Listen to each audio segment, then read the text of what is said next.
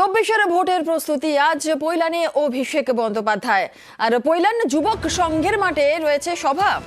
Diamond Harbour Lok Sabha কেন্দ্রের 7টি বিধানসভা কেন্দ্রে বার্ধক্য ভাতার চেক বিলি করবেন অভিষেক বন্দ্যোপাধ্যায়। চব্বিশের ভোটের প্রস্তুতি শুরু। আজ পৈলানে অভিষেক বন্দ্যোপাধ্যায়।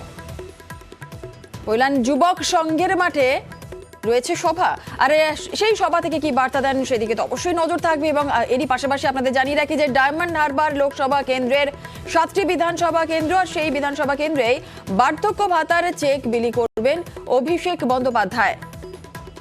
শেষ মুহূর্তের প্রস্তুতি, চব্বিশের ভোটের প্রস্তুতি। আজ পৈলানে অভিষেক বন্দ্যোপাধ্যায় পৈলান যুবক সংঘের মাঠে করবেন সভা।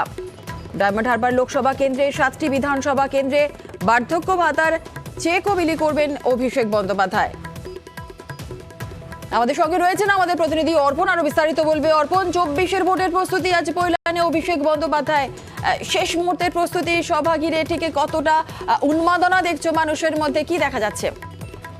একদমই, দেখো, সভা ঘিরে উন্মাদনা রয়েছে। গতকাল থেকে বিভিন্ন ব্লকে সেখানে তাদের লাস্ট মিটিং হয়েছে এবং বেলা 12টার পর থেকে কর্মী সমর্থকরা সবার উদ্দেশ্যে রওনা দেবেন। দক্ষিণ চব্বিশ পরগনার এবং রাজ্যের মধ্যে অন্যতম ডায়মন্ড হারবার লোকসভা কেন্দ্র, সেখানে অভিষেক বন্দ্যোপাধ্যায়ের আসা যথেষ্ট তাৎপর্যপূর্ণ।